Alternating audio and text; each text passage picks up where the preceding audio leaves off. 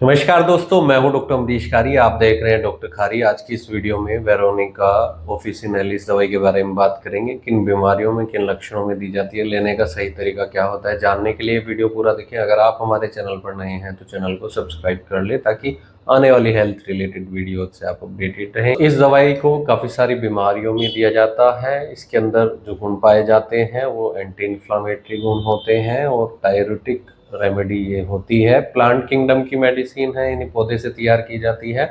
इसके यूजेस की अगर बात की जाए, ये दवाई ब्रोंकियल कफ में पेशेंट को दी जा सकती है। अगर बैक में या नेक में स्टिफनेस आई है तब ये दवाई दी जा सकती है। लीवर और स्प्लीन से संबंधित कुछ बीमारियों में इसे पेशेंट को दिया जा सकता है। चलिए अब सिम्टम्स जान लेते हैं, लक्षण जान लेते हैं कि किन लक्षणों में इन बीमारियों में दवाई देनी चाहिए। दवाई को कैटरल कंडीशन में दिया जाता है, कफ में दिया जाता है और स्किन डिजीज में, जो क्रोनिक स्किन डिजीज होती है, उनमें इस दवाई को दिया जा सकता है। अगर सिम्टम्स की बात करें तो पेशेंट को कफ यानी खांसी होने पर बार बार खांसी होती है और सांस लेने में तकलीफ आती है। सोर थ्रोट देखने को मिलता है, गले में पेशेंट को दर्द देखने को मिलता है।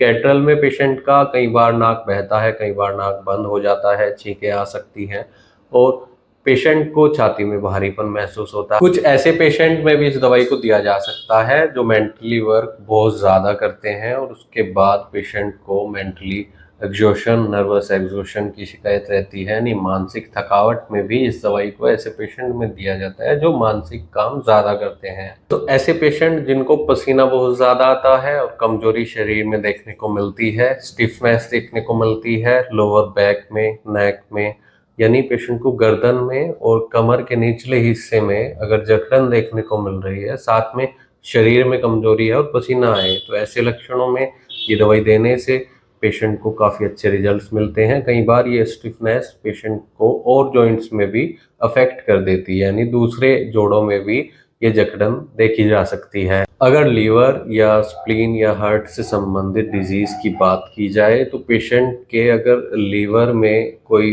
बीमारी आ गई है जिसके कारण भूख नहीं लग रही है, लॉस ऑफ एपेटाइट के सिम्टम्स देखने को मिल रहे हैं और स्प्लीन डिजीज भी साथ में है, तो ऐसे केस में इस दवाई को दिया जा सकता है। ये दवाई क्रोनिक स्किन डिजीज में दी जाती है, पुराने चर्म रोगों में दी जाती है जहां पेशेंट को रेड इरप्शंस देखने को मिलते हो, लाल दाने हो गए हैं और उनमें खुजली बहुत ज़्यादा होती है। ऐसे चर्म रोगों में ये दवाई दी जा सकती है। इस दवाई को साइनोसाइटिस या साइनस इन्फेक्शन में तब दिया जाता है जब पेशेंट को टिंगलिंग सेंसेशन देखने को मिल रही है, साथ में वॉयलेंट स्नीजिंग देखने को मिल रही है, बार बार पेशेंट को छींकें आती है, अचानक आना शुरू हो जाती है और साथ में आंखों में दर्द देखने को मिलता है, आंखों में स्वेलिंग भी कई बार आ जाती है। ऐसे केस में इस दवाई को कैटरल कंडीशन में, कैटरार में दिया जा सकता है। और पेशेंट के कान से भी अजीब अजीब आवाज सुनाई देती है। ऐसी कंडीशन में पेशेंट को सर्दी जुकाम में दवाई दी जा सकती है। नज़ले में दवाई बहुत इफेक्टिव रहती है। इस दवाई को पेट की जलन में भी दिया जा सकता है, पेट में बर्निंग सेंसेशन हो तो ये दवाई इफेक्टिव रहती है।